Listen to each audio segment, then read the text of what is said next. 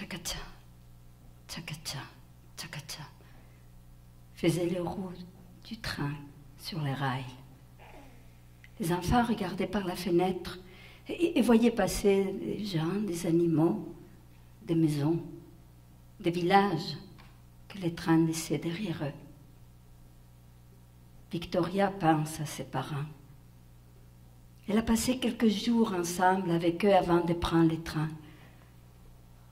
Elle et sa mère ont fait des tonnes de sandwichs pour le voyage, rempli une malle avec un peu de vaisselle, quelques casseroles, des couvertures, fait les valises avec les linges des enfants. Sa mère a même rajouté une poche de fleurs, une canne de graisse, une poche de bines, une canne de mélasse, une canne de beurre d'arachide. Comme ça, elle te dit, si jamais tu as trop la nostalgie, tu pourras faire ma soupe au beurre de pinot que tu aimes tant. Elle a même mis 2 poules dans une cage. Victoria était émue de tant de sollicitude. Lorsque le train s'est mis en marche, elle a eu l'impression que tous ses os se déboîtaient, tellement la déchirure était forte. Mais elle n'a pas pleuré. C'est pas pour rien qu'elle s'appelle Victoria. Elle allait être forte pour les enfants. Et puis, Roméo serait là. Et ensemble, ils bâtiraient un royaume. Tchakatcha, tchakatcha, tchakatcha. Il faisait chaud dans les trains qui branlaient d'un bord et de l'autre. Des fois, ils arrivaient devant un pont temporaire et il fallait débarquer, armes et bagages. Le train passait tout seul, le pont, et les passagers, les animaux suivaient après. Tchakatcha, tchakatcha, tchakatcha. Passé la Tuque, il n'y avait que des lacs et des épinettes et des forêts. Sapinages bétulés se succédaient dans un paysage sauvage et inhabité qui remplissait de crainte le cœur des aspirants à colons. À la fin du 3e jour, une femme qui avait passé la journée à regarder par la fenêtre s'est mise à chanter. Si tu vois mon pays malheureux, si tu vois mon pays malheureux, va dire à mes amis que je me souviens d'eux. Va dire à mes amis que je me souviens d'eux. Tous les wagons étaient restés silencieux après cette chanson. Victoria regardait les enfants couchés à même le plancher du wagon. Émilie serrant fort la poupée que le grand-père lui avait donnée. Hector et Alphonse accrochés ensemble à leurs rêves. Quelle tristesse, Seigneur!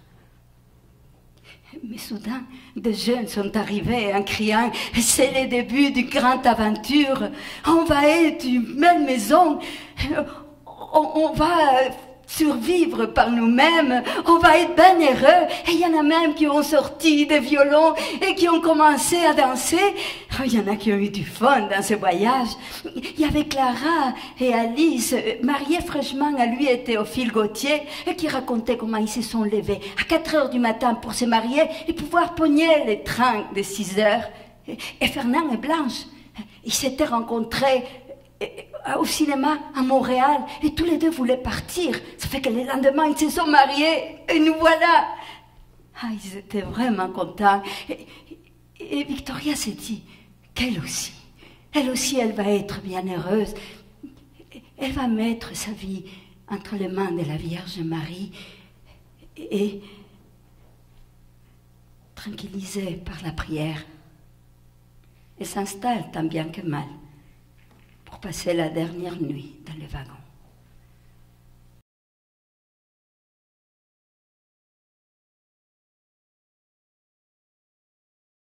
Un matin, qui descendait vers la rivière chercher de l'eau, elle voit un couple, un homme et une femme, qui sont en train de construire une drôle de cabane conique avec des longues perches recouvertes par des écorces de bouleau et par des pots.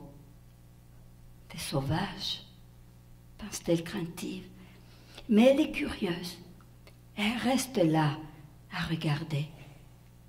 Il y a des enfants qui coupent des branches d'épinettes et les rentrent à l'intérieur de la cabane, et des chiens qui couraillent un peu partout. Ils n'ont pas très dangereux. Soudain, avec fracas, le train traverse le pont de fer. « Hispanaudana !» s'écrie le petit sauvage. « Tchou, tchou, tchou, tchou, tchou, tchou !» et fait Émilie avec les deux frères en arrière.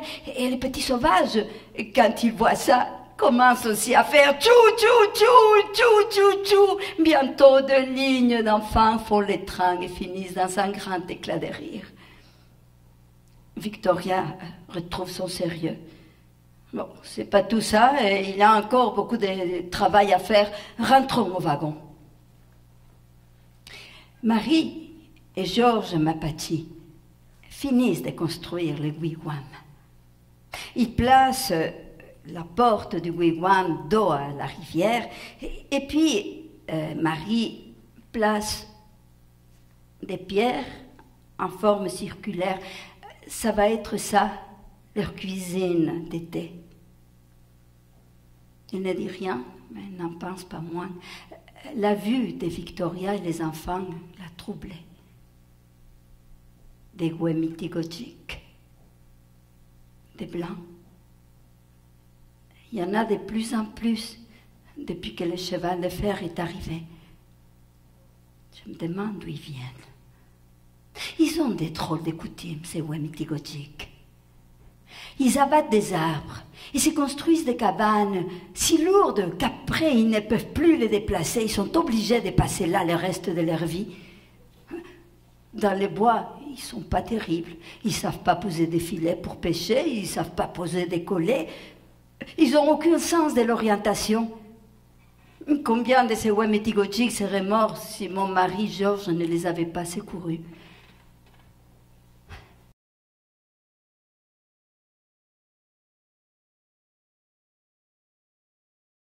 Les enfants sont bien énervés. Ati, la chienne de la meute, a eu les enfants des chiots. Pendant la nuit, 4 beaux chiots qui sont accrochés aux tétines. Noah, va vite chercher ses amis Wemitigojiks. Ah, ils vont tous regarder Ati. Et mon Dieu, qui sont beaux ces chiots, tout noirs, tout petits, on dirait des peluches. Du moins, c'est ce qu'il pense, Alphonse, qui s'approche pour en prendre un. Mais la chienne aboie et montre les dents. « Touche pas !» dit Noah. « Va-t'en !» dit Émilie. Les yeux d'Alphonse se remplissent de larmes. Il ne savait pas, lui. Il a eu très peur. Il est tout petit, il a juste 4 ans. Et il pleure et part, secoué des sanglots. Il pleure comme un enfant qui est victime d'une injustice, qui pense que les amis ne l'aiment plus. Et il court dans la treille et aveuglé par les larmes. Il trébuche et tombe dans la rivière. Émilie, qui allait en arrière et qui voit l'enfant tomber, et commence à crier. Il ne sait pas nager non plus, la rivière va l'emporter. Les enfants entendent les cris d'Émilie. Victoria entend les cris d'Émilie. Marie saute dans l'eau et prend l'enfant avant que le courant l'emporte. Miwet, Wabaking. Tidish Bekan, Kawe Mawikan. Devant elle se tient Victoria, le souffle coupé, les yeux exorbités. Alphonse, dit-elle, et elle éclate en sanglots. Marie lui tend l'enfant. Victoria le prend comme on tiendrait un nouveau-né. Merci, madame. Je n'oublierai jamais.